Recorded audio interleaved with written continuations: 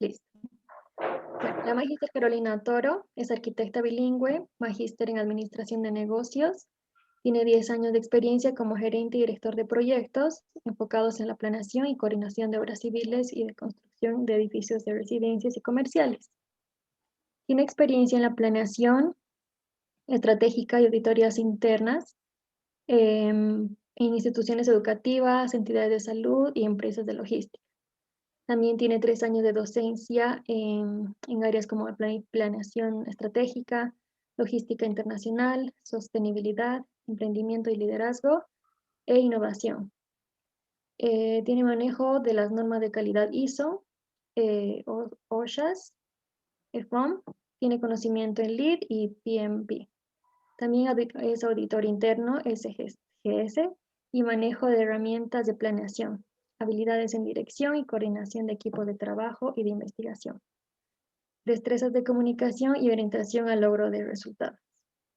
Doy la palabra a la magíster Carolina Toro.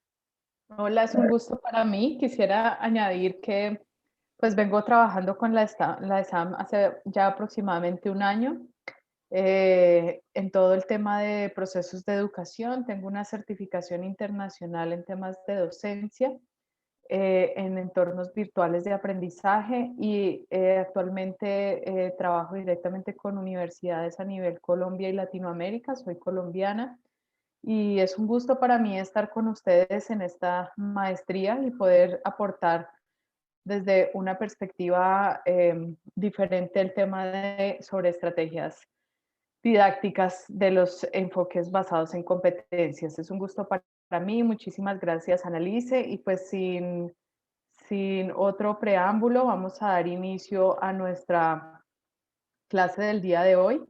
Entonces, hoy estamos acá todos reunidos con la maestría de Educación Superior con mención en Gestión Educativa. Este es más o menos pues el perfil que nos acaba de compartir Annalise con muchísimo gusto, el proceso que llevamos a través de mi vida, pues me he dedicado también, aparte de ser arquitecta, a todo el tema de docencia y asesorías en temas de universidades e instituciones educativas. Como les digo, pues tengo una certificación virtual en docencia virtual y otra en docencia universitaria. Y pues es un gusto para mí compartir con ustedes el módulo del día de hoy que se llama Estrategias y habilidades didácticas para la educación basada en competencias. Vamos a iniciar pues con reflexiones en torno a la didáctica como ciencia y rama pedagógica. El día de hoy pues este es un módulo netamente conceptual y pues la idea es poder entender las diferentes teorías que se enmarcan a partir de el paradigma entre la educación, la pedagogía y la didáctica. En este orden de ideas, pues nuestras metas serán explicar el origen y la evolución de la didáctica, analizar sus paradigmas, teorías y enfoques, examinar los procesos educativos en general y de los procesos de enseñanza y aprendizaje en particular. Vamos a iniciar con un proceso muy importante y es entender ese paradigma que existe entre la educación, la pedagogía y la didáctica. Vamos a iniciar con unas frases que posiblemente pueden ser frases detonantes de todos estos temas que vamos a enmarcar el día de hoy. Y la primera es que la educación no es la preparación para la vida, la educación es la vida misma, que nos lo decía John Dewey. He puesto un en rojo que es más o menos lo que vamos a tratar el día de hoy, es educar es el movimiento de la naturaleza humana cuya acción apunta a la libertad. La educación consiste en preparación y formación para inquirir y buscar con sabiduría e inteligencia aumentar el saber, dar sagacidad al pensamiento, aprender de la experiencia y aprender de los otros. Antes de iniciar pues todo el tema, quisiera compartir con ustedes parte de este video que es La lengua de las mariposas. Es una película española enmarcada, perdón, lo tuve que quitar para poder compartir el sonido. Entonces, esta película es La lengua de las mariposas, que es enmarcada en los años 30. Más adelante vamos a hablar un poco de todo este proceso y lo que quiero que entiendan es que esta película enmarca diferentes elementos que son el cambio que precede el cambio, por así decirlo, en la educación y ese avance tan rápido que ha tenido en los últimos años y a finales del siglo XX y a principios del siglo XXI en el que estamos. Entonces, vamos a ver con todos ustedes la película. Por el chat, si son tan amables, me podrían decir si escuchan el video una vez inicie.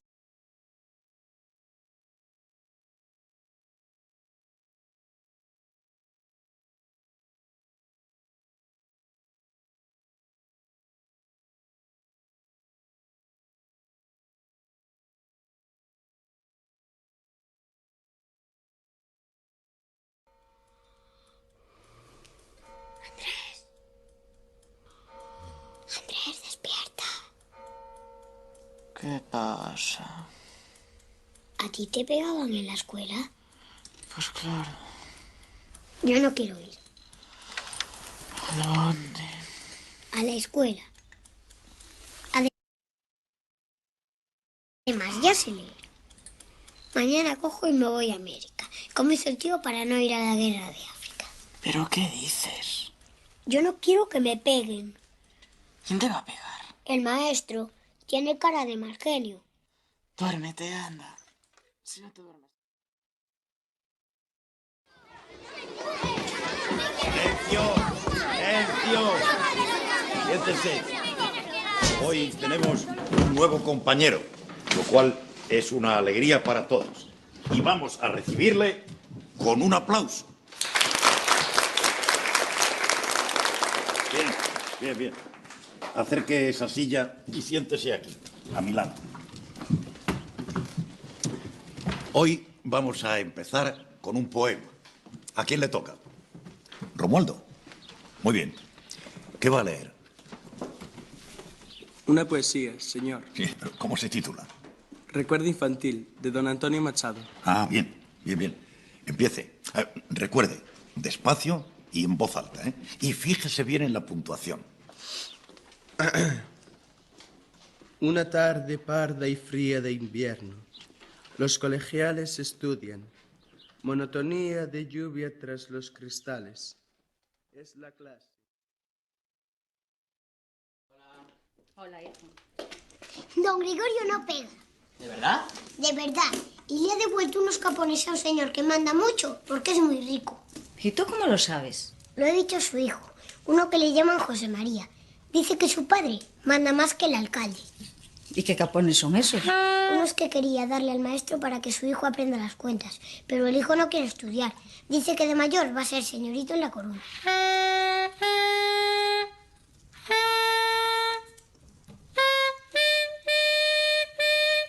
¿A que no sabes de dónde vienen las patatas? Del huerto. ¿De dónde van a venir? Vienen de América. No digas tonterías. Que sí, que nos lo ha explicado don Gregorio. O sea, que antes de que Colón fuera a América, en España no había patatas. ¿Y qué comía la gente? Castañas y tampoco había maíz.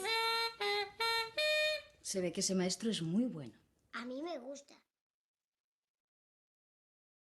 Por ejemplo, la calabaza. Hagan ustedes coincidir el extremo de sus lápices con la parte superior de la calabaza. Y luego,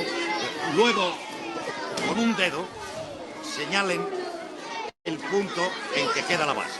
Tendremos así la altura del fruto que trasladaremos al papel. Señores, por favor, silencio. Los que no vean bien o tengan alguna duda, que levanten la mano.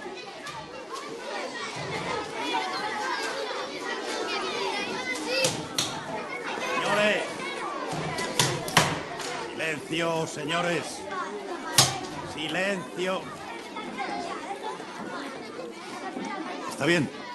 Si ustedes no se callan, tendré que callarme yo.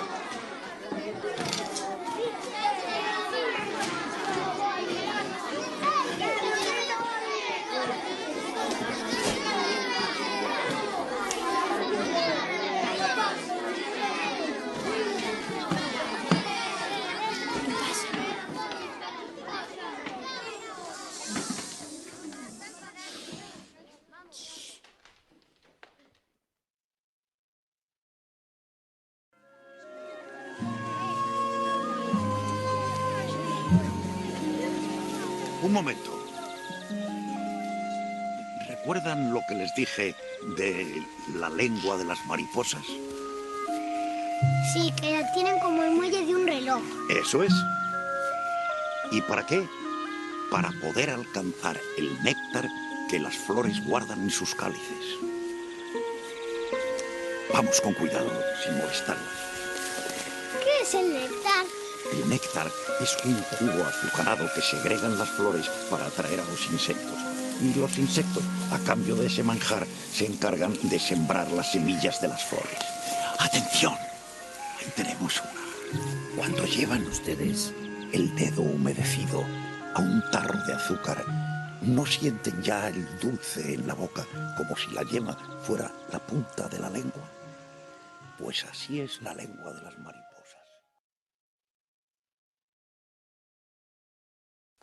Cuando uno ¿se muere o no se muere? ¿En su casa qué dicen? Mi madre dice que los buenos van al cielo y los malos al infierno. ¿Y su padre? Mi padre dice que de haber juicio final los ricos se irían con sus abogados, pero a mi madre no le hace gracia. ¿Y usted qué piensa? Yo tengo miedo. ¿Es usted capaz de guardar un secreto? Pues en secreto, ese infierno del más allá no existe. El odio, la crueldad, eso es el infierno. A veces el infierno somos nosotros mismos. De algo estoy seguro. Si conseguimos que una sola generación, crezca libre en España, ya nadie les podrá arrancar nunca la libertad. Nos vamos.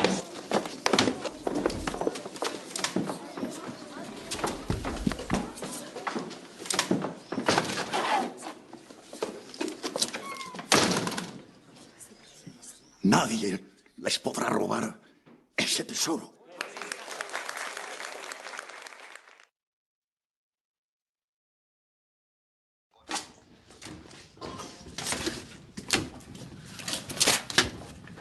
Ayúdame, Andrés. Si alguien os pregunta, vosotros decid que papá no habló nunca mal de los curas y que nunca ha sido republicano.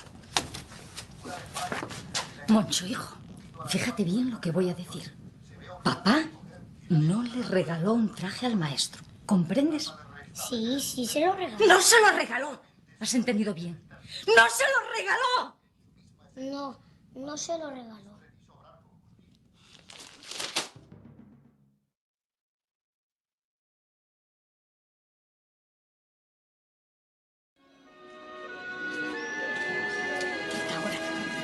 Ahora. Asesino, anarquista, cabrón, hijo de puta.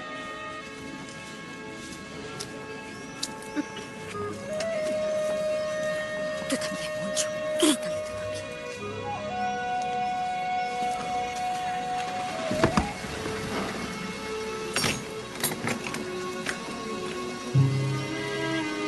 ¡Mateo!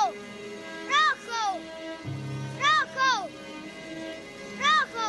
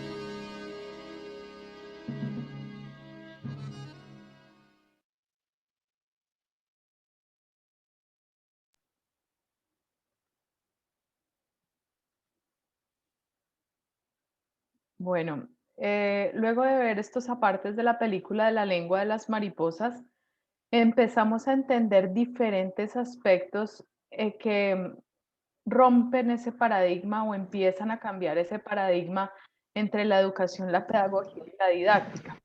Entendemos que la educación es una actividad propiamente humana, donde desde mucho tiempo atrás se plantea la cuestión y la relación entre la naturaleza y la libertad del hombre, es decir,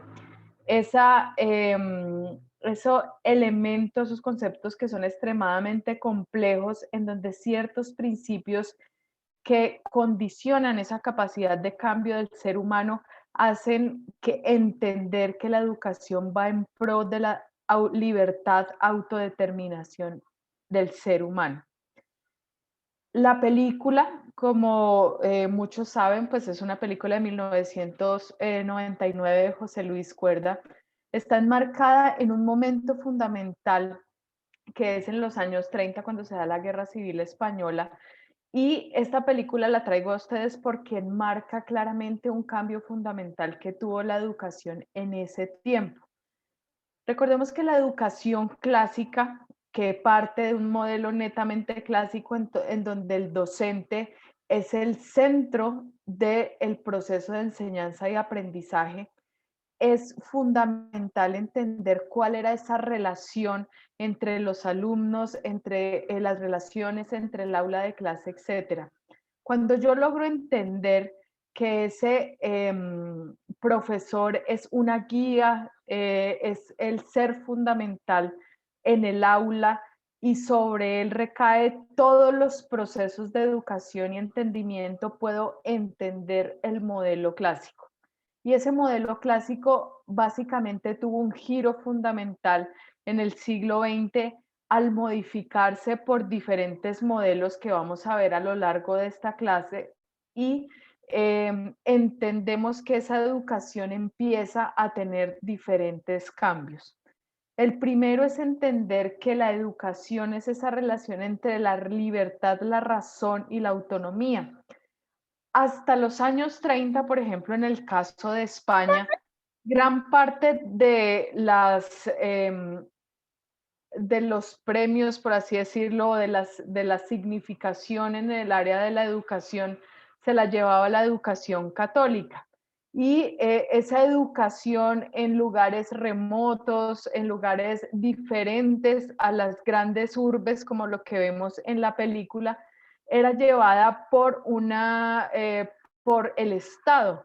Pero en ese orden de ideas el Estado tenía una representación muy baja y casi poco respetada, como lo muestra la película, y hace después de los años 30 con ese giro fundamental que tuvo que darle el Estado a la educación, porque como bien sabemos esa educación clásica era liderada por las grandes escuelas católicas y por una participación fundamental que tuvo la Iglesia en estos procesos, empieza a darse ese giro hacia diferentes elementos que son la pedagogía y la didáctica, que las vamos a analizar una por una, entendiendo que ya la razón no es tan fundamental en temas de conducta, sino tenemos que potencializar esa naturaleza del hombre que está sentada en la libertad y en la autonomía. La autorregulación hace que yo tenga esos procesos educativos. En este orden de ideas entendemos que esas ciencias que alimentan la educación empiezan a ser diversas. Antiguamente, pues eran algunas ciencias de valoración o diferentes asignaturas que tenían que ver con la sociología, la antropología, la economía, la historia, etcétera. Pero actualmente la educación empieza no solo a alimentarse de esas asignaturas o de esas corrientes teóricas como lo son la sociología, la antropología, la economía, la historia, sino que empieza a retroalimentarse también de la psicología, la pedagogía, la filosofía de la educación, la didáctica y finalmente tenemos el diseño curricular. En este orden de ideas que quería traer a ustedes el significado de la pedagogía. Recordemos que la palabra pedagogo parte de la historia. En la antigua Grecia, el pedagogo era ese esclavo que acompañaba a el joven al liceo. ¿Y qué sucedía en ese transcurso entre la casa y el liceo? Que ese pedagogo era la persona encargada de formar en valores y formar la conducta de ese alumno durante el transcurso, que se volvía un diálogo netamente ideológico que permitía crear esa conciencia en el alumno de lo que es el valor y la conducta. Antiguamente, si ustedes se dan cuenta, el modelo clásico exaltaba esos modelos de conducta en donde nos hacían la antigua educación católica, que se basa netamente en ese modelo clásico. El docente impartía acciones y parámetros de conducta que debían seguir esos alumnos.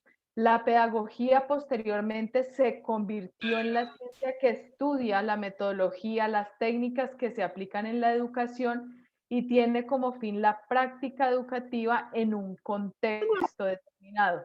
Finalmente, esa pedagogía empezó a variar y a tener una significación diferente en la estructura. En ese orden y en ese proceso entendemos que la finalidad de la educación es la acción y ese acontecimiento humano, pero por el contrario, la pedagogía tiene esa acción netamente subjetiva, ¿sí? Que enmarca todo el tema, empieza a enmarcar todo ese proceso didáctico que tiene ese docente con el alumno. Para entender un poco más este tema, vamos a ver las diferencias entre lo que es la pedagogía y la educación. Ya vimos que la educación es ese proceso netamente humano en busca de la libertad, la razón y la autonomía, pero la pedagogía empieza a entenderse como una ciencia. La educación es ese objeto de estudio. La pedagogía es la parte teórica y la educación es la parte práctica. En este orden de ideas, la educación es lo que es impartida por el docente y se vuelve en ese proceso subjetivo de retroalimentación que hace ese docente hacia sus alumnos. La pedagogía es la disciplina que se ocupa del estudio y la educación será la acción de transmitir y recibir conocimientos.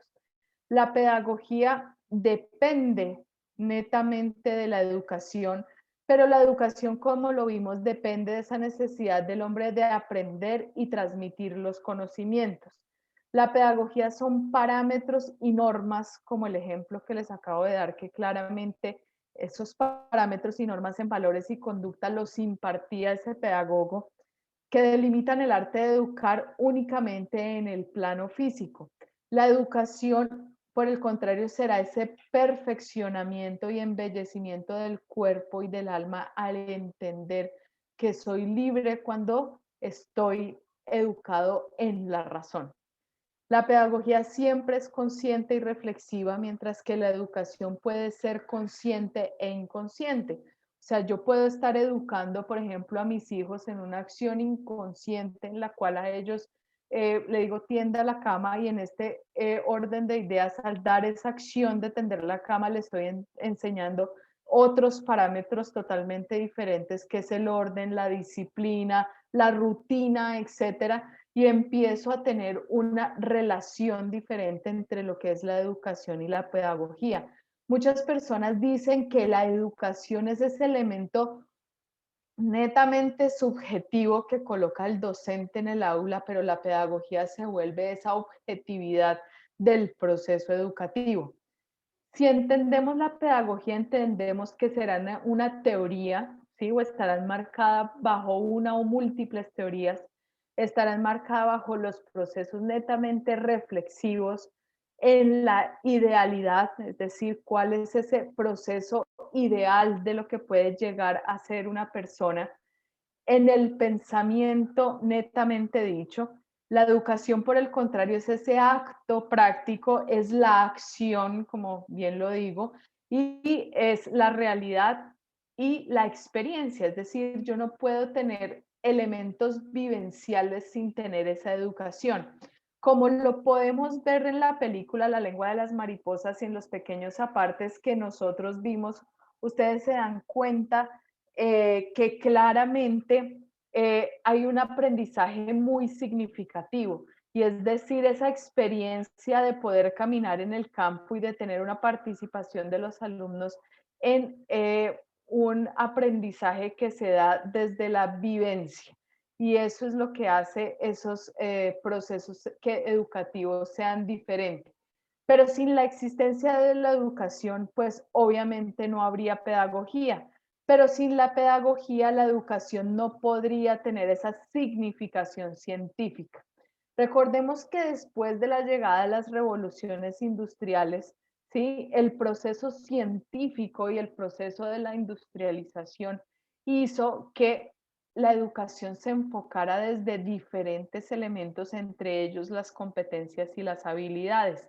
Y al entender que la educación ya no se basa en esas teorías antiguas como la filosofía, como la teología, como otro tipo de teorías pues muy antiguas, en este sentido ya diferentes ciencias empezaron a darle significación a esa pedagogía, es decir, con la llegada de los procesos de industrialización se entendió que, por ejemplo, algunas de las ciencias como la matemática, como la biología,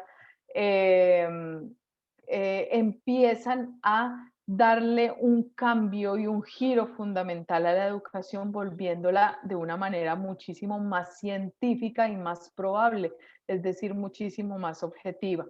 A veces se tiende a confundir los términos y no tener claros los límites entre el uno y el otro. Recordemos que la pedagogía moderna es experimental, es dada por objetivos, diferenciada del proyecto y empieza a tener elementos fundamentales que obedecen a todos los métodos e ideales modernos. En este orden de ideas vamos a ver diferencias, ya vimos las diferencias entre la educación y la pedagogía. Ahora es importante que entendamos la didáctica en dónde empieza a jugar un papel fundamental.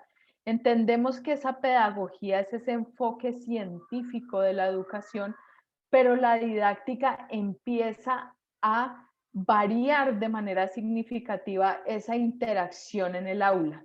¿Y por qué varía esa interacción en el aula? Porque empieza un elemento fundamental a tener significación. La llegada de la didáctica entra a tener un significado fundamental en los procesos educativos y es cuando se entiende que la educación es para todos. Antes la educación era un privilegio y la buena educación, como lo veíamos, pues también era un privilegio que no era constante en los diferentes entornos a los que la educación no llegaba. Cuando entendemos que la educación es para todos, la didáctica empieza a jugar ese papel fundamental y es entender los procesos de enseñanza y aprendizaje. El cambio fundamental que trae la didáctica es que a partir de la didáctica se empieza a entender esos procesos cognitivos que tienen los estudiantes en función de entender que el docente o las personas que tienen a cargo la educación entiendan cómo aprenden las personas. Entonces, la pedagogía estudia lo necesario para saber el cómo, el por qué, el para qué, de todo lo que conlleva el proceso educativo, pero la didáctica se enfoca en responder todo lo relacionado con el proceso de enseñanza para que surja el aprendizaje. Es decir, la didáctica empieza a generar una retroalimentación fundamental del proceso educativo en donde yo empiezo a entender cómo aprende ese alumno. No solamente entonces el docente empieza a ser fundamental, sino que la didáctica cambia totalmente y empieza a modificar los modelos clásicos en donde el docente era el centro de atención en el aula para convertir al alumno en el centro de atención en el aula. La pedagogía se ocupa de la investigación de cuestiones globales de la educación, pero la didáctica estudia el proceso de enseñanza-aprendizaje a través de métodos prácticos y se enfoca en orientar al docente. Es decir, antes el docente era la persona fundamental dentro del aula, pero ahora ese docente tiene un direccionamiento para entender los procesos de enseñanza y aprendizaje en el aula. Recordemos que la pedagogía, al ser un concepto tan antiguo que viene de la antigua Grecia, se apoya en ramas, como les decía, que son la filosofía, la antropología, la sociología, la psicología evolutiva y en sí misma en la didáctica, y se plasma en un programa educativo como se enfoca a lo social y se percibe de manera general, es decir, como un sistema educativo social. Mientras que la didáctica se apoya principalmente en la rama de la psicología, pero la rama del aprendizaje específicamente, es decir, no la psicología como un todo, sino como la psicología como apoyo dentro del aula. Es decir, esa psicología me permite entender cuáles son los procesos que lleva cada ser humano en su proceso propio de autonomía frente a la enseñanza del aprendizaje. La didáctica se encarga de limitar las estrategias que se deben emplear y los estándares del quehacer docente. La didáctica, ¿por qué hablamos de estándares? Recordemos que con la llegada de la sociedad del conocimiento empieza a haber una disrupción en los procesos de enseñanza y aprendizaje. Es decir, cuando yo empiezo a hablar de calidad, cuando llega la sociedad del conocimiento, que una de las grandes herencias son los procesos de calidad. ¿Y por qué? Porque yo hablo del conocimiento como un activo intangible que es incapaz de ser medido. Tengo que aplicar elementos, procesos y procedimientos que me permitan evaluar ese proceso educativo. Entonces, al entender que yo tengo que evaluar, entiendo que la educación debe ser medible hasta cierto punto. Y eso es uno de los aportes importantes que trae la sociedad del conocimiento, y es entender esa medición del conocimiento que claramente se da única y exclusivamente con la didáctica, porque esta didáctica empieza a construir modelos de pensamiento enfocados en los procesos de enseñanza y aprendizaje en el aula, en donde yo evalúo y hago ciclos que me permiten mejorar esos procesos. Pero, ¿qué es la didáctica? Viene de dos palabras, que es didacten technique, que es enseñar, y arte. O sea, es una disciplina que abarca los principios más generales de la enseñanza, aplicable a todas las asignaturas en su relación con los procesos educativos y cuyo objeto de estudio lo constituye el proceso de enseñanza y aprendizaje. La didáctica es una ciencia, a diferencia de la pedagogía y de la educación, que habíamos dicho que una es la teoría y la otra es la práctica. La didáctica es una ciencia, y esa ciencia estudia el objeto del proceso educativo de enseñanza y aprendizaje y posee las características de un sistema teórico, conceptos, categorías, leyes, una estructura particular de sus componentes que determinan una lógica interna en la cual intervienen condicionantes sociales, si bien están externas al objeto mismo. ¿Cuáles son los requisitos para que cualquier disciplina pueda convertirse en una ciencia? Y en este orden de ideas vamos a enfocar ya esos procesos didácticos que se vuelven el elemento fundamental del aprendizaje en los últimos tiempos. Y es que para ser una ciencia debe poseer un objeto de estudio, constar de una base netamente filosófica, poseer un cuerpo teórico, lo que decíamos, tener conceptos, leyes, principios, categorías, y un concepto neto metodológico, que son métodos y procedimientos. Constar además de tareas, relación con la práctica, métodos de investigación como la modelación, análisis documental, analítico, sistemático y la observación, y como una ciencia debe poder relacionarse con otras ciencias. Pero vamos a ver que la didáctica no es tan nueva como lo que veíamos. Tuvo una fuerza importante cuando llegan todos esos activos intangibles de la tecnología a mediados del siglo XX, pero antiguamente la didáctica era un elemento fundamental en la enseñanza, en procesos de fines religiosos. En el siglo XVII, las utopías pedagógicas de Comenio tenían un ideal pansófico que era enseñar todo a todos, aprendizaje progresivo y gradual apoyado en imágenes, edades homogéneas y un maestro y fines religiosos. Ya se dan cuenta por qué empezamos a partir de esa imagen del modelo clásico que es muy común en nuestras aulas de Latinoamérica, es las edades homogéneas y un maestro, que es una educación pues básicamente que ya ha perdido vigencia y empieza a ser reemplazada por nuevos modelos educativos, y por eso es que estamos hoy reunidos para evaluar cuáles son esas necesidades que empiezan a ser significativas en nuestras realidades latinoamericanas. En el siglo XIX, los sistemas educativos modernos de Rembrandt nos dicen que los fines religiosos a la enseñanza como una institución cultural, formar a la persona y el desarrollo de una libertad interna, obviamente una libertad condicionada bajo valores y conductas de la época, ¿no?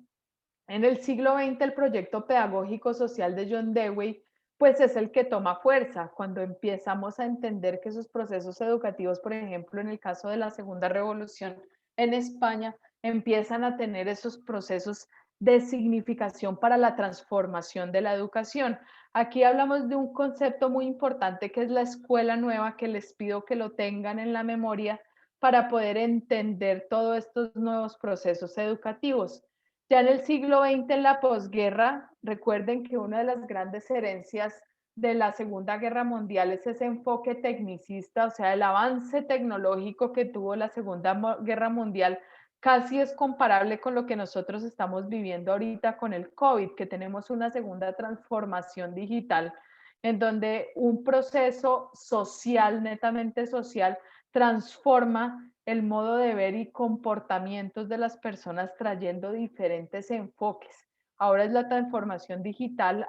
Antes teníamos ese enfoque tecnicista en donde en los años 60, con la sociedad del conocimiento y la construcción de esos activos intangibles, la tecnología tomó un auge fundamental con la venida del internet, los computadores, etcétera.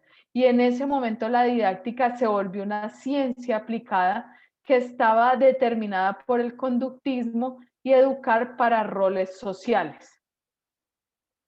En este tema de los roles sociales vamos a ver el enfoque por competencias y por qué se vuelve fundamental. Luego tenemos el método hermenéutico, que es la investigación cualitativa, que es interpretar para aprender. En los años 90, la didáctica general versus didácticas específicas, enseñar la especialidad en la didáctica y las profesionales en el área, la masificación de la educación actual y la transposición didáctica. Es decir, la educación para todos ya empieza a jugar ese papel fundamental. Pero actualmente nosotros tenemos diferentes enfoques actualmente de la didáctica: el enfoque tradicional, el enfoque crítico, el enfoque tecnicista y pues otros enfoques diferentes. Los enfoques didácticos son modelos teóricos de interpretación de la relación entre el docente y alumno y contenidos para acceder de manera directa a los aprendizajes. Tenemos el enfoque tradicional, pues que viene de esa educación clásica, que son objetivos muy generales y amplios, difíciles de constatar los logros, porque pues evidentemente estoy trabajando desde un modelo sustentado en valores, conducta y en elementos tan etéreos que son difíciles de aterrizar en procesos de medición. Tenemos recursos basados en información poco procesada, la evaluación es reproductiva, tenemos un enfoque tecnicista, que en este caso es el enfoque que trajo la tecnología a mediados del siglo XX, que ya busca el desarrollo de objetivos evidenciables y delimitados que puedan ser medidos. La evaluación mide los logros de aprendizaje mediante evidencias concretas y exactas, válidas y objetivas. Tenemos un enfoque crítico en donde los objetivos son integrales, considerando objetivos finales e intermedios que nacen de la distribución de objetivos y contenidos. Y la evaluación se preocupa más, por el proceso que el resultado y tiene un enfoque netamente constructivista. Hay otros enfoques que son la escuela nueva, como veíamos que es uno de los aportes más importantes de John Dewey, y este estudiante asume el rol protagónico del aprendizaje, entendiendo que pues esto es una de las teorías más importantes de finales del siglo XX, en donde pues claramente ese enfoque cambia del docente ser el centro para convertirse en el alumno ser el centro. Este enfoque comprendió que el rol social de la enseñanza y es un progreso en torno a ese enfoque tradicional. Tenemos otros enfoques que son la didáctica desarrolladora, que es el proceso que busca desarrollar relaciones e interacciones sociales, donde la educación tiene un rol social, ya que los contenidos son herencia acumulada y por otro lado, porque el proceso se desarrolla en un medio social. Después de tener ese enfoque tradicional donde todo empieza a ser tan etéreo, tan difícil de entender y cuantificar, pasamos a modelos un poco más centrados en las realidades mundiales. ¿Y qué sucede? Y aquí vemos como esta evolución es que básicamente al ser medible, al ser una educación para todos, etcétera, logramos entender que esa didáctica empieza a afectar directamente el entorno y a retroalimentarse directamente de esos contextos en los cuales es aplicada. ¿Cuáles son esos componentes que actúan pues en ese acto didáctico? Entonces los componentes claramente de la didáctica serán el docente, el estudiante, el contexto social, porque ya vimos que para que la didáctica exista debe ser implementada o implantada dentro de un contexto específico, y el currículo, que básicamente es ese elemento que me permite ser medido.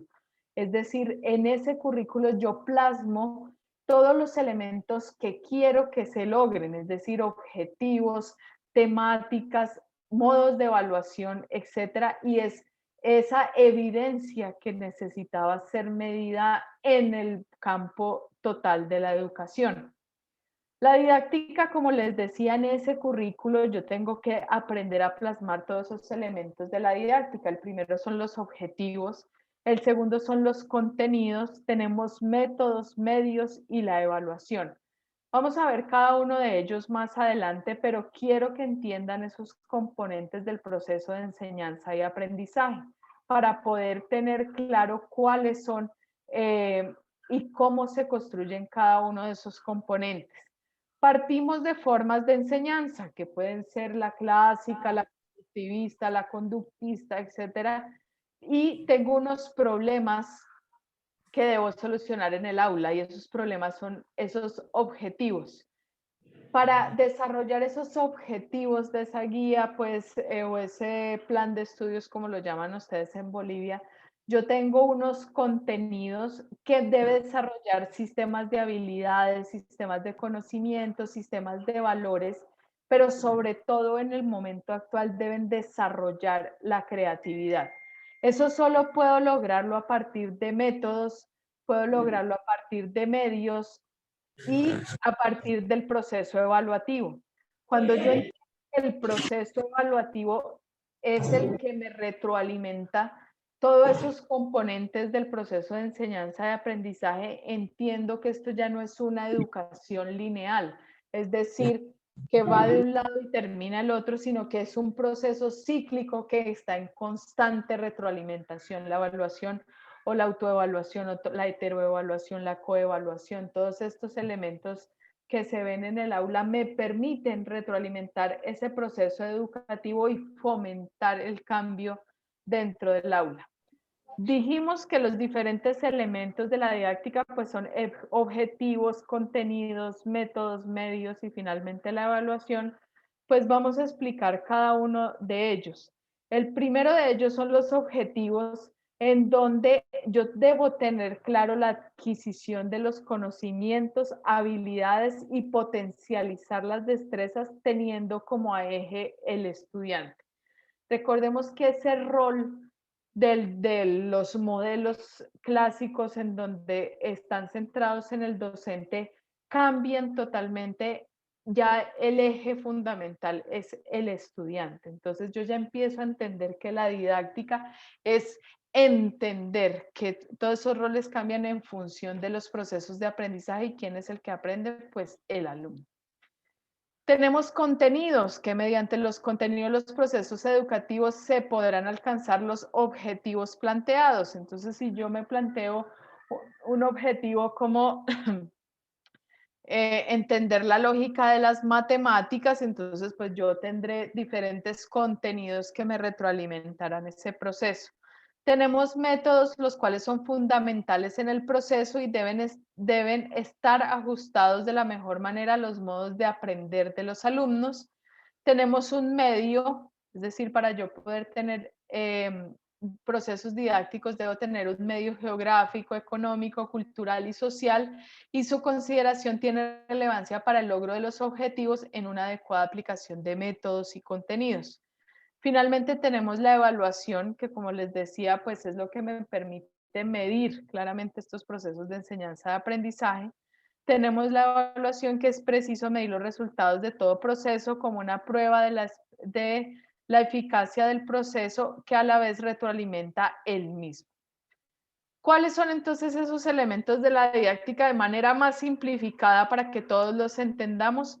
Es tener objetivos, que es decir, ¿para qué? ¿Para qué estoy construyendo esto? ¿Para qué estoy dictando la clase? ¿Para qué estoy haciendo una guía académica, etcétera?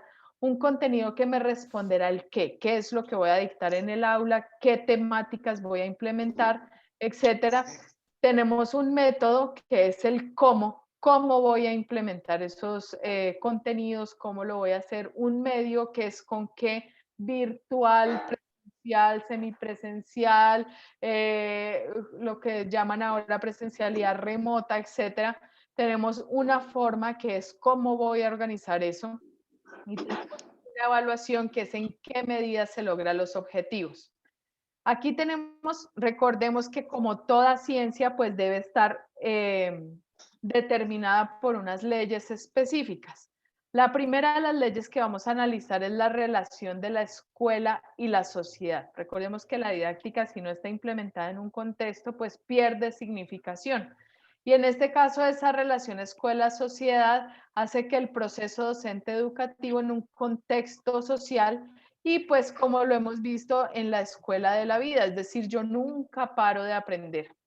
La relación instrucción, educación y desarrollo, que como consecuencia de la primera ley, cada unidad organizativa del proceso docente educativo como un sistema se prepara al estudiante para enfrentarse a un tipo de problema y resolverlo.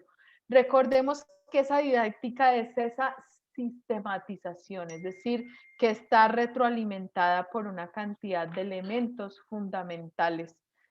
Permítanme un segundo.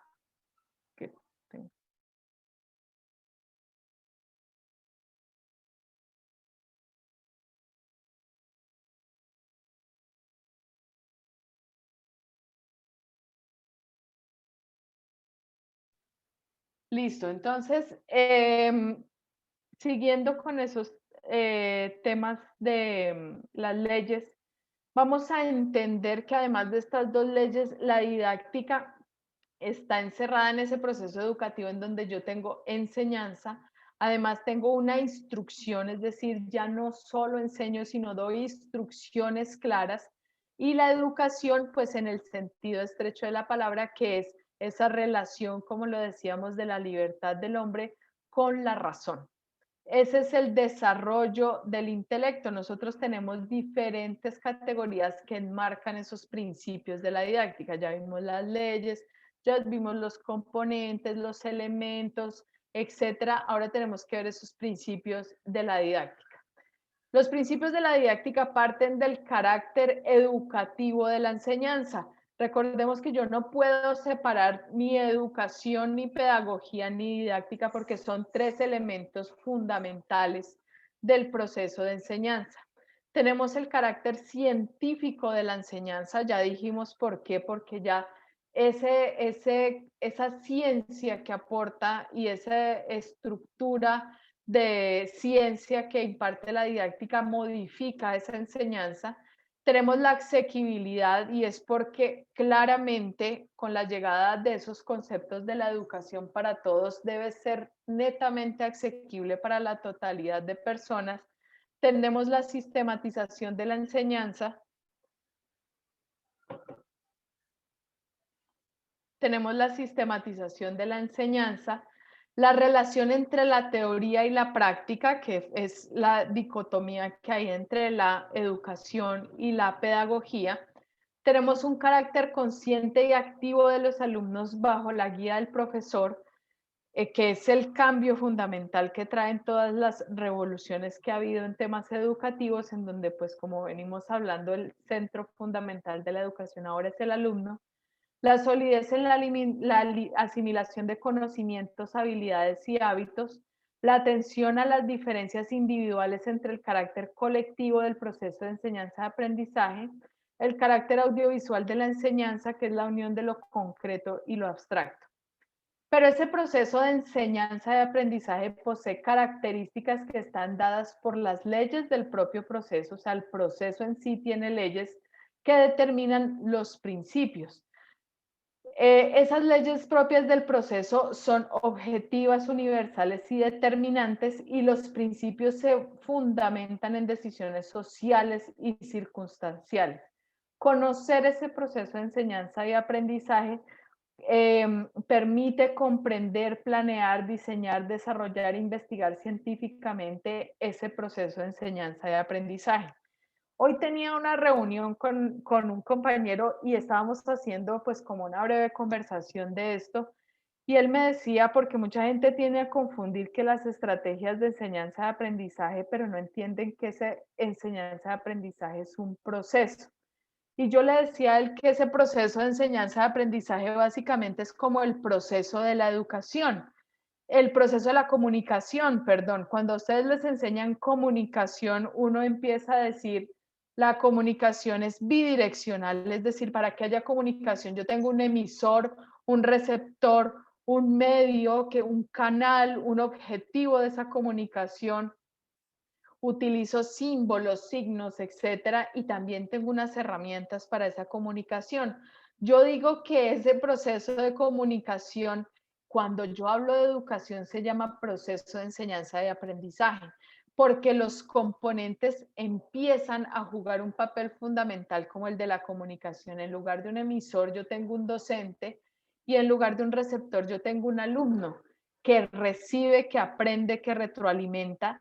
Y yo tengo, al igual que en la comunicación, objetos, tengo medios de comunicación, tengo símbolos, signos, etcétera. Es decir, yo tengo una codificación específica de ese mensaje, que aquí no es nada más sino todo el proceso educativo. Y también tendré herramientas de ese mismo proceso de enseñanza de aprendizaje, que al igual que la comunicación, pues yo utilizo medios de comunicación, escrito, verbal, etcétera. Aquí yo también utilizo medios que estarán fundamentadas por la presencialidad, la virtualidad, la tecnología, etcétera, en donde yo también hago esos procesos de educación. Hay unos paradigmas que es paradigmas educativos, que es el paradigma conductista, el paradigma cognitivo y el paradigma constructivista. En este orden de ideas, ese aprendizaje de conducta será determinado por ese paradigma conductista, en donde yo tengo esas conductas que son observables, medibles y cuantificables. Tengo el paradigma cognitivo, que es el desarrollo de procesos cognitivos y afectivos. Recordemos que hay muchos modelos educativos que se basan en ese modelo, en ese paradigma cognitivo, y el paradigma constructivista, que es la construcción de procesos cognitivos y afectivos. Vamos a ver ejemplos de esos paradigmas. El conductivismo, pues, estará determinada por actividades propias en el aula, que son programas computacionales educativos, a base de estímulos presentados en pantalla, recitar una secuencia de nombres, las tablas de multiplicar, recordar componentes por categoría. El cognitivismo, que es cuando el niño manipula objetos que se encuentran en el aula, es capaz de diferenciar textura, color, peso. Cuando en la clase se aprende a resolver problemas matemáticos, etcétera. Tengo el constructivismo, que la clase como espacio de interrelación entre la teoría, la reflexión y la acción, Se elaboran textos, informes, diálogos, juegos de simulación en idiomas, describir la forma crítica, imágenes y situaciones. Pero hay nuevos paradigmas que no necesariamente son esos paradigmas antiguos. Tenemos la construcción del conocimiento, la sociedad del conocimiento, que es la que yo les he venido contando, que es cuando ese valor que ya no es el trabajo, que ya no es la tierra, que ya no es el capital, empieza a cambiar en la sociedad y se convierte en el conocimiento, todo empieza a variar porque el conocimiento es un activo intangible. La universidad abierta al entorno, el uso de tecnologías para el aprendizaje durante toda la vida y la calidad internacional. Las clases en la actualidad, ¿cómo deberían ser entonces? Entonces, debe haber una elevación del nivel científico y el logro de la profundidad y solidez de conocimientos. Debe haber una actuación independiente de los alumnos, una aplicación de conocimientos y habilidades adquiridas para la solución de problemas. Debe haber el desarrollo de capacidades creadoras. Sabemos que la creatividad es ahora uno de los enfoques principales que tiene la educación. Tenemos una formación de la cultura laboral, tenemos la atención de las diferencias individuales de los alumnos y la educación en y para el colectivo. Todo esto, pues obviamente tiene fundamentación en los temas que hemos venido tratando y es que el contexto se vuelve fundamental. El mercado laboral con todas sus exigencias en torno a habilidades, competencias, etcétera, se vuelve fundamental. El alumno se vuelve fundamental porque es el creador de su propio proceso de aprendizaje, es el constructor de su propio proceso de aprendizaje y ahí entiendo esa independencia del alumno. Y en ese orden de ideas hay 4 elementos fundamentales en el aula ahorita, que es educar para la creatividad, educar para esa capacidad de pensar, aprender a aprender. O sea, yo no estoy hecho para que me dicten una clase y tal vez no entienda, sino que el docente debe diseñar diferentes estrategias para lograr que todos sus alumnos aprendan y aprender a emprender, que es una necesidad propia del mercado ahorita. Nosotros tenemos diferentes aspectos fundamentales en este sentido y es que vamos a empezar a ver a lo largo de este módulo los diferentes roles que empieza a jugar el docente en el aula de clases. El primero de ellos es que en la didáctica ese docente es un orientador y el aprendizaje está centrado en el estudiante, no en el docente. El aprendizaje también está basado en problemas reales, es decir, yo ya no traigo todas esas teorías, yo ya no traigo temas netamente teóricos a la clase, sino, como dijimos, hay una evolución hacia la práctica, hay la utilización de métodos activos, o sea, esto sí es una herencia claramente de la tecnología, en donde pues esto se modifica constantemente. Tenemos aplicación de tecnologías de la información y de la comunicación, hacemos énfasis en conocimientos, habilidades y actitudes para desarrollar competencias. Utilizamos la interacción como vía para el aprendizaje. ¿Cómo evaluamos esas estrategias de aprendizaje? Entonces, la observación de actividades en formas organizativas y en el estudio independiente y externo, mediante tareas que se orientan en formas organizativas y fuera de estas. Entonces, esas estrategias de evaluación, recordemos que como los principios de la didáctica tienen que ver con esa autorregulación y esa autonomía que tiene el estudiante, pues él tendrá la posibilidad de desarrollar actividades fuera del aula de clases que le permitan tener esos espacios autónomos de aprendizaje para él.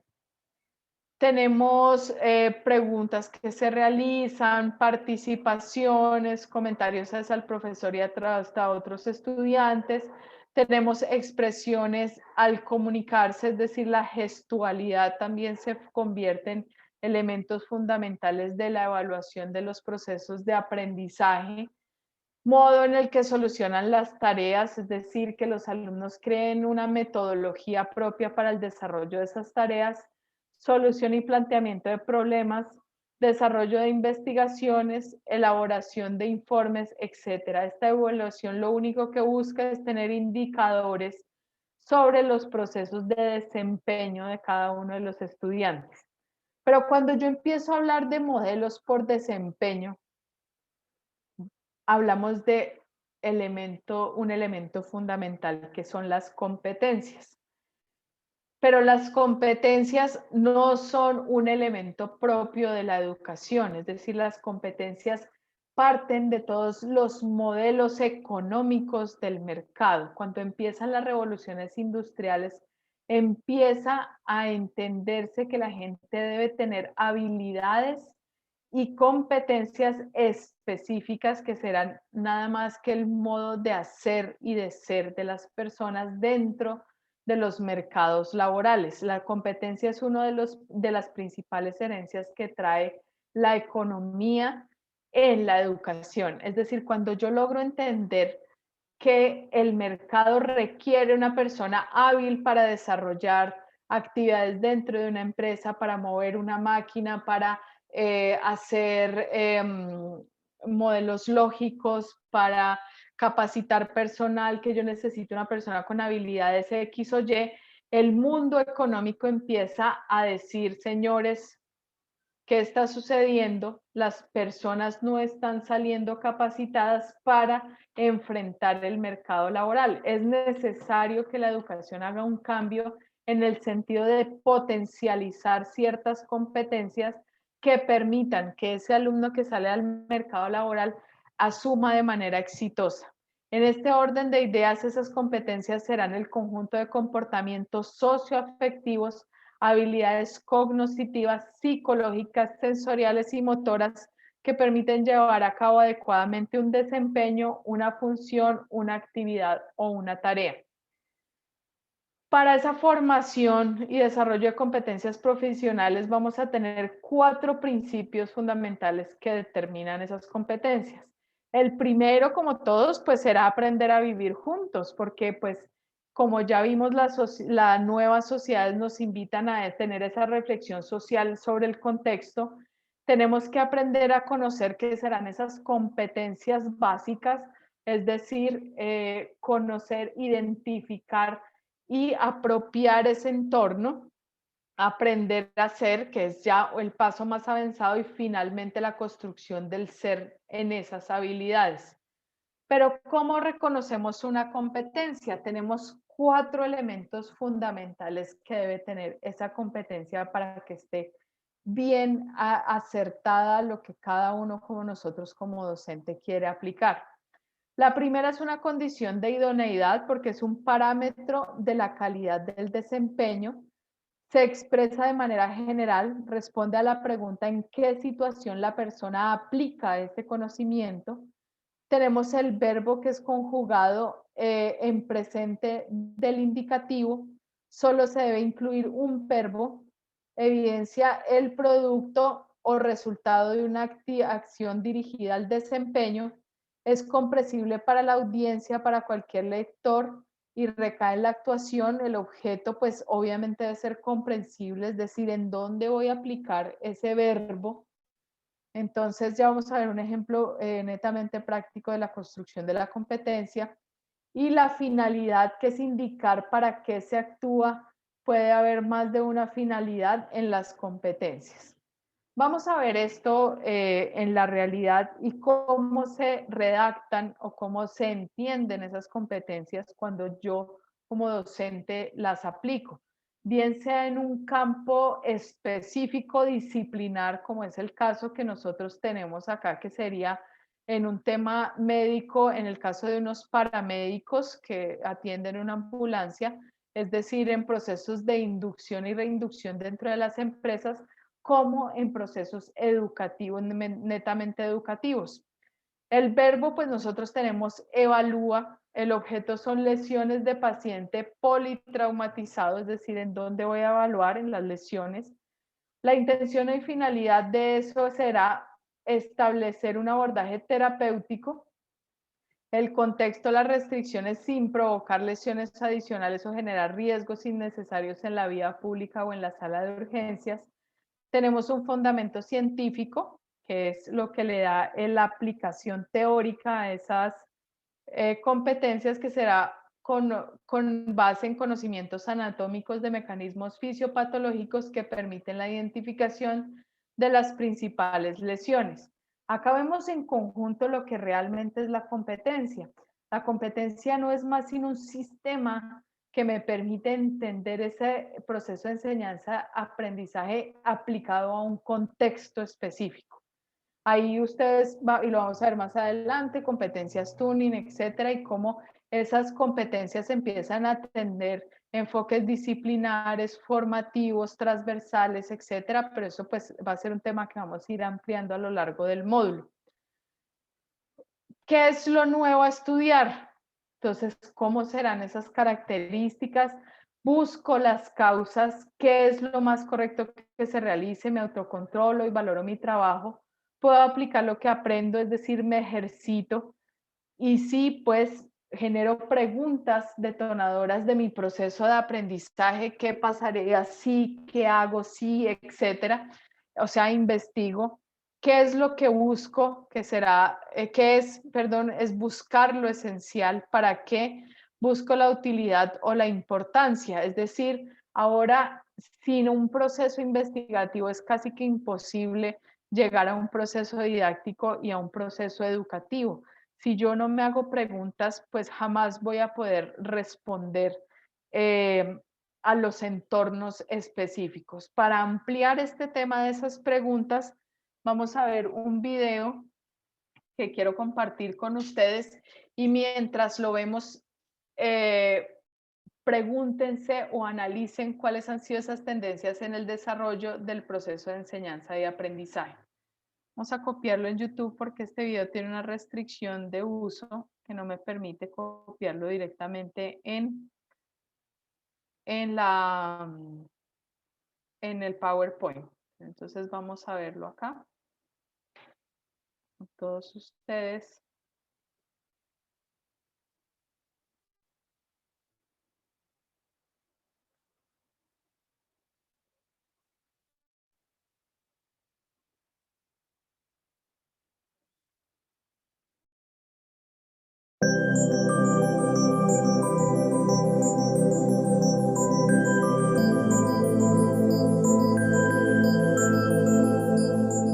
Yo a veces digo en las charlas, un poco como modo de provocar el pensamiento, justamente que las escuelas hoy nos están enseñando a no pensar.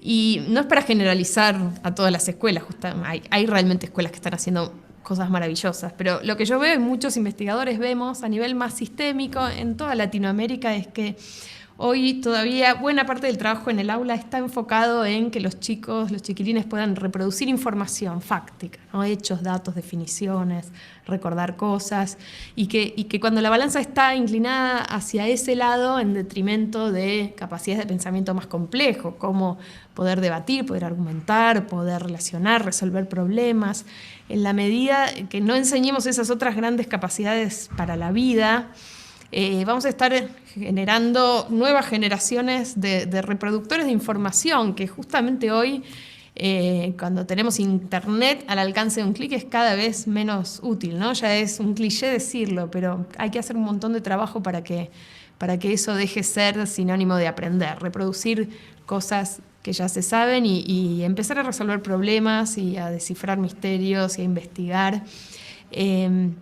porque enseñar información solamente en la enseñanza como reproducción creo que genera chicos no curiosos, no independientes, con esa chispa del aprendizaje apagada que viene tan encendida en la infancia y creo que muchos sentimos que se va anestesiando a medida que pasan por la escuela y hay un montón que hacer al respecto, ¿no? Y por supuesto hay un montón de escuelas que lo están logrando mantener encendido ese deseo de aprender.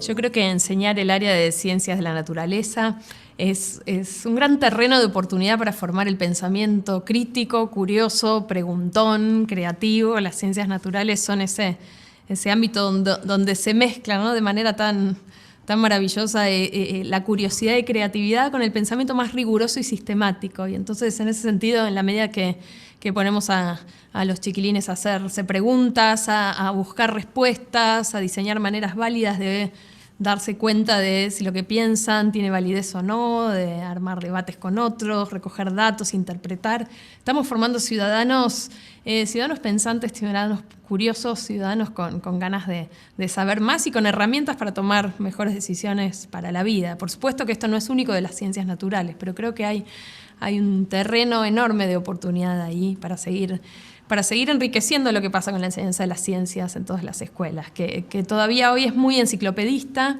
y que tiene una gran oportunidad de dar esa gran vuelta de tuerca para transformarse en otra cosa.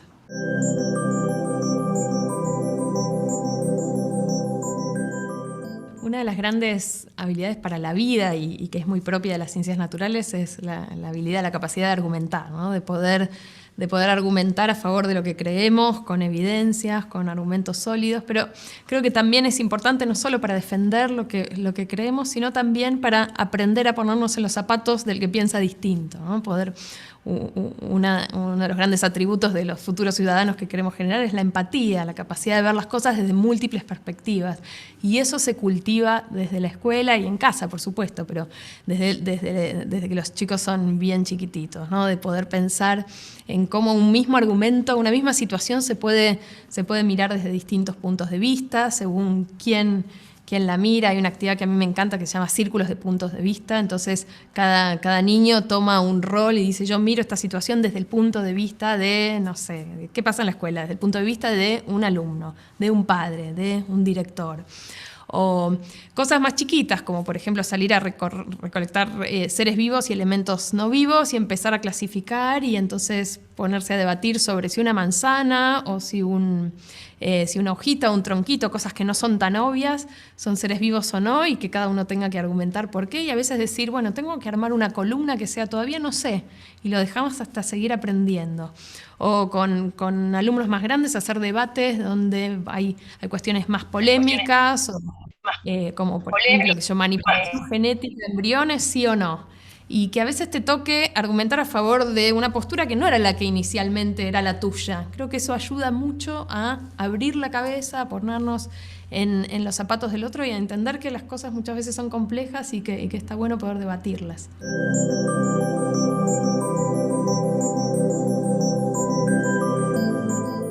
Yo creo que dejar un espacio para el todavía no sé, y el todavía no sé porque me falta seguir aprendiendo. A veces nos falta como humanidad seguir aprendiendo, alguna cosa está más en la frontera, y a veces a nosotros, ¿no?, como aprendices, necesitamos dedicarle más tiempo y seguir buscando otras fuentes, otras perspectivas. Es la base de la postura escéptica ante la vida, que nos ayuda a ser humildes también, a sentir que no lo sabemos todo y que está bueno no saberlo todo, que tenemos que aprender también de otros y a veces seguir, ¿no? El exceso de certezas es peligroso socialmente. La ciencia ayuda a tener esta mirada como más. ¿Podríamos apagar los micrófonos, por favor, para que todos puedan escuchar? Gracias. Más escéptica de, bueno, todavía no sé, y eso está bueno, vivir abrazando la incertidumbre, a veces cuando se pueda.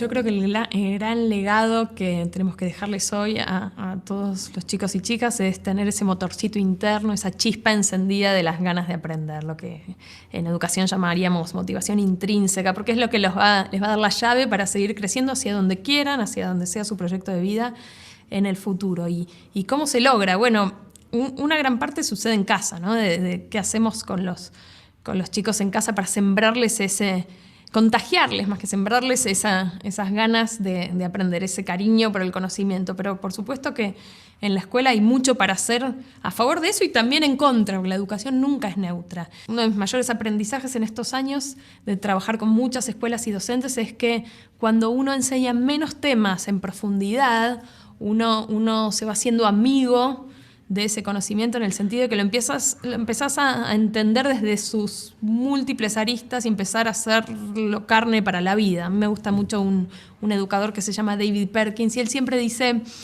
no es pensar sobre la Revolución Francesa, es pensar con la Revolución Francesa, es aprender tanto sobre la Revolución Francesa como ejemplo, ¿no? Podría ser cualquier cosa que te sirve para entender otras revoluciones, otros procesos políticos, otras cosas de la vida, ¿no? Donde empezás a entender las cosas también, y para eso hay que enseñar menos contenido entendido como cobertura superficial y más profundidad, con más actividades, con distintos puntos de vista, dedicándole tiempo a entender y a pensar sobre lo que aprendí.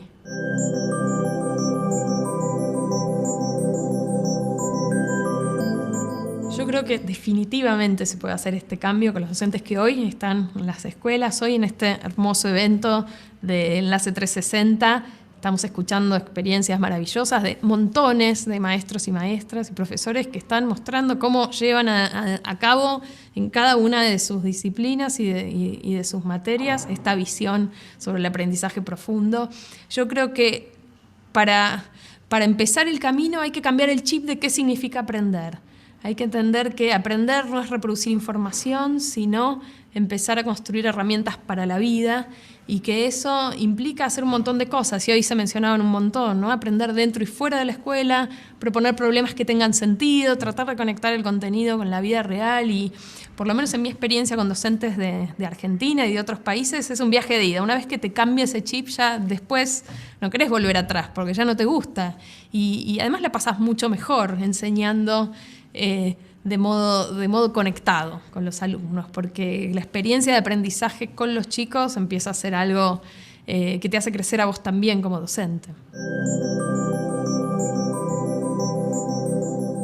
Nuestro gran desafío como docentes es enamorar a los chicos y a las chicas de eso que tenemos que enseñar y tratar de contagiar esta mirada que primero tenemos que cultivarla nosotros, de que eso que tenemos para enseñar es apasionante, y en la medida que ellos lo sientan también, esa motivación vuelve, rebota, ¿no? Y lo contrario también es cierto, cuando uno es docente y ve grupos de alumnos desmotivados, eso te chupa las energías y te da una desazón como pocas otras cosas en la vida, ¿no? Y entonces creo que hay que pensar muy estratégicamente cómo generar ese círculo virtuoso, y para eso hay que transformar los modos en que estamos enseñando hacia modos que generen esa chispa.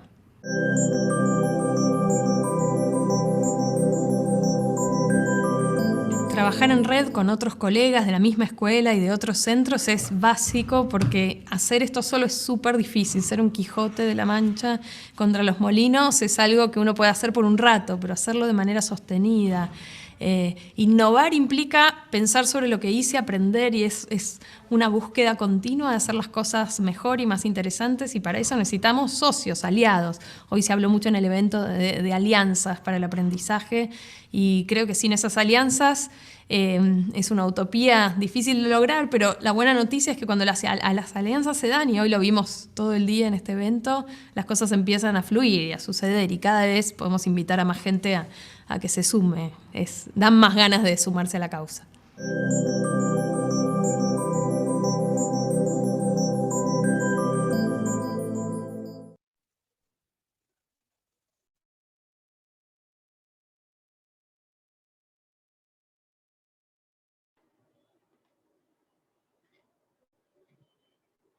Bueno, aquí, como todos vieron, entendemos que, perdón, me trabó el computador. Bueno, aquí como todos vieron es básicamente la aplicación de todo lo que escuchamos a lo largo de la clase, y ella trata temas muy importantes en este orden de ideas, y es, por ejemplo, el primero de ellos sería lo que ella llama todavía no sé, que es el aprender a aprender, que es despertar esa motivación intrínseca en los estudiantes que permite desarrollar esos procesos de aprendizaje dentro del aula. Hay otros y muchos elementos de los que ella trata, que son, por ejemplo, la inmersión de los estudiantes, y es decir, poder entender que el aprendizaje profundo, que va a ser una de las estrategias que vamos a ver a lo largo del curso, es que los estudiantes ahora necesitan ese involucramiento en las temáticas y en los contextos en los que se desarrollan los procesos educativos y los procesos de enseñanza y aprendizaje. Este es un buen abrebocas, casi que diría yo, a los temas que vamos a ver a lo largo de este módulo. Y quisiera compartir con ustedes finalmente la actividad evaluativa. Entonces, la actividad evaluativa para este módulo será elaborar un resumen sobre la importancia de los principios didácticos. Ustedes van a encontrar en la plataforma un texto sobre principios didácticos, y la idea es que no solo lean ese, sino que también lean diferentes bibliografías que a ustedes les llame la atención sobre los principios de la didáctica y elaboren de manera conjunta, no solo con esa bibliografía que les estamos otorgando el día de hoy con esta clase, sino que también ustedes sean capaces de investigar diferentes textos que les permitan consolidar un escrito tipo resumen, pero que ese resumen esté enmarcado dentro de un contexto específico y que ustedes sean capaces de dar un enfoque sobre su criterio a partir de los procesos didácticos, de toda la didáctica, perdón. Es decir, no quisiera un resumen al pie de la letra de lo que está en el libro, sino que ustedes sean capaces de aportar desde los conocimientos adquiridos y desde los ejemplos de su actividad profesional elementos que aporten dentro de textos que ustedes construyen de manera autónoma pues en su casa.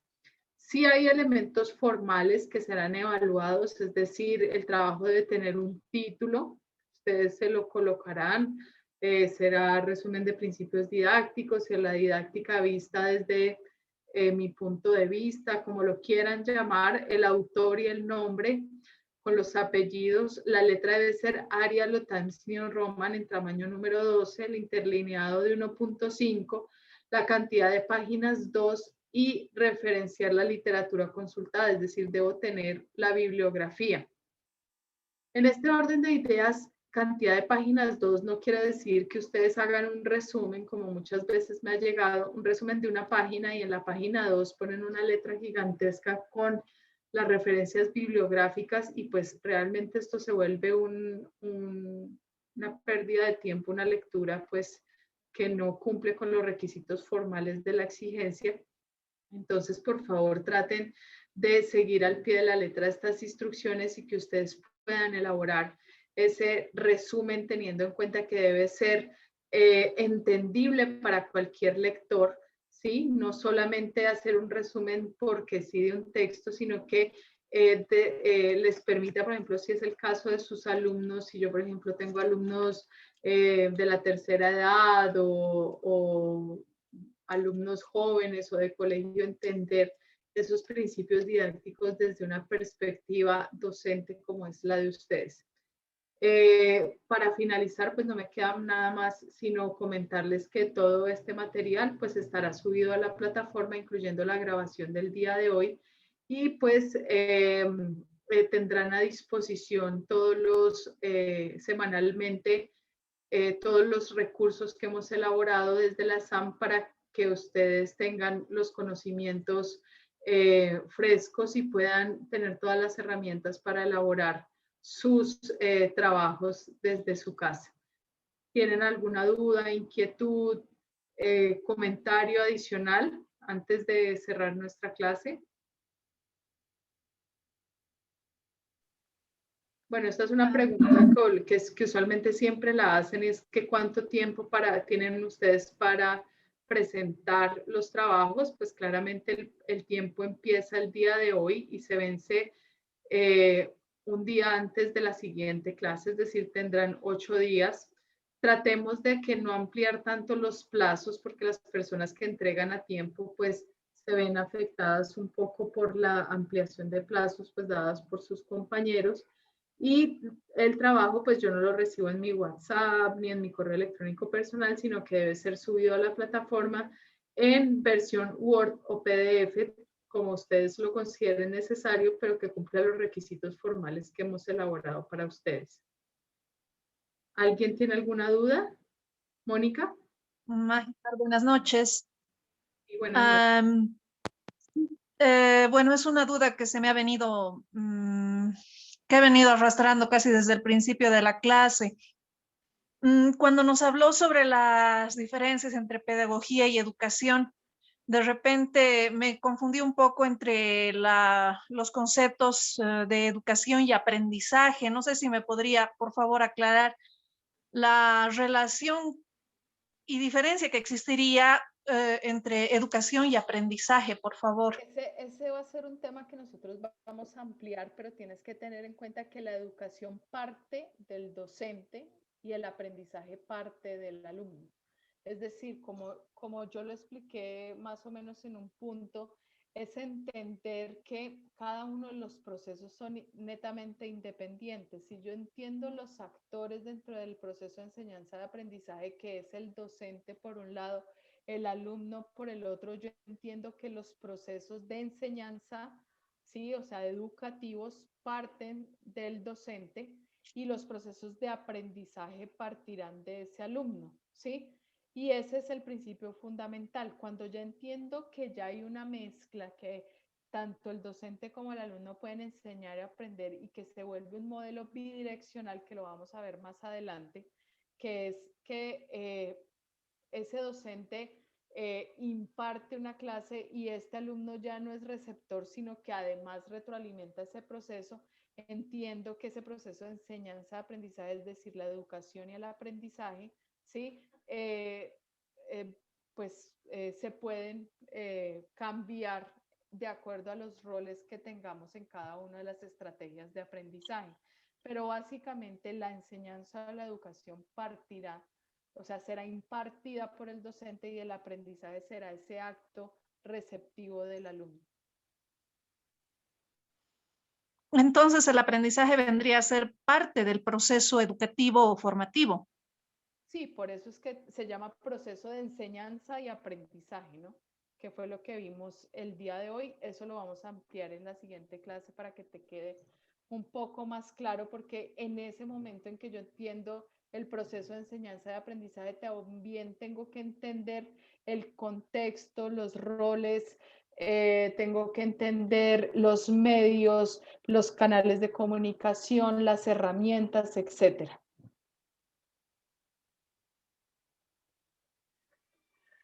Sí, justamente ahí se me genera tal vez una disonancia epistemológica en relación a lo que nos explicaba sobre la didáctica como ciencia, ¿no? Nos decía que la didáctica como ciencia tiene como objeto de estudio el proceso de enseñanza-aprendizaje.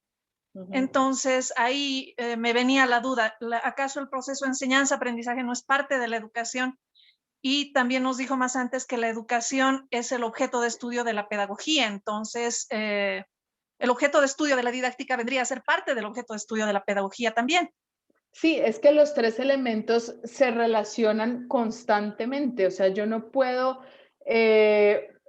analizar cada uno de los elementos por separado. Y ahí está claro en la presentación que yo digo que efectivamente sin pedagogía no hay educación y sin didáctica pues no habría pedagogía ni habría educación. Es decir, todos los elementos están perfectamente relacionados para generar los modelos que vamos a ver más adelante, que serán todos esos modelos educativos en donde deben estar presentes los tres elementos: educación, pedagogía y didáctica.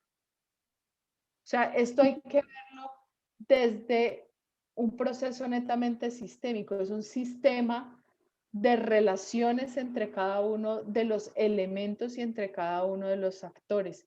Sin una de las ruedas o de los engranajes esto no va a funcionar. O sea, si yo no tengo un docente, el proceso de enseñanza se pierde. Si no tengo un alumno, el proceso de enseñanza se pierde.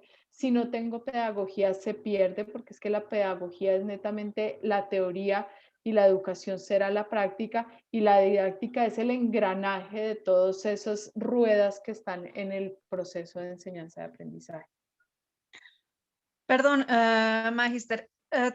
a lo que he podido ver en la bibliografía que usted nos ha ido presentando a lo largo de las diapositivas, esto parte de Carlos Álvarez de Sayas, Sí. Para poder repasar el material que nos está dando. Sí, sí, ustedes ahí en las diferentes módulos se irá cargando la bibliografía requerida. Recordemos que todos los enfoques parten de teorías y las teorías tienen diferentes elementos y diferentes formas de pensar, por así decirlo. Entonces los enfoques varían dependiendo de los autores y la idea es centrarlos a ustedes en una teoría específica de un autor. Ya, muchas gracias, Magis. Bueno.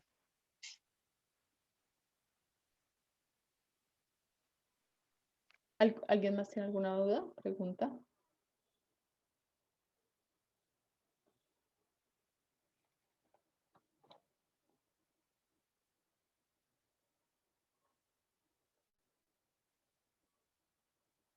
Bueno, si no hay más preguntas, les agradezco muchísimo por su participación el día de hoy, por su asistencia. Agradecemos a la ESAM por haber prestado el soporte técnico el día de hoy y acompañarnos durante esta clase, realizar la grabación, la cual se les subirá de manera apropiada en el Moodle para que cada uno tenga acceso tanto a la grabación como a los materiales y recursos de esta clase. Muchísimas gracias a todos, a Noé que me está escribiendo por el chat, a todos muchísimas gracias y una feliz noche en Bolivia. Un abrazo gigantesco para todos. Buenas noches. Descanse. Buenas noches. Buenas noches, doctor.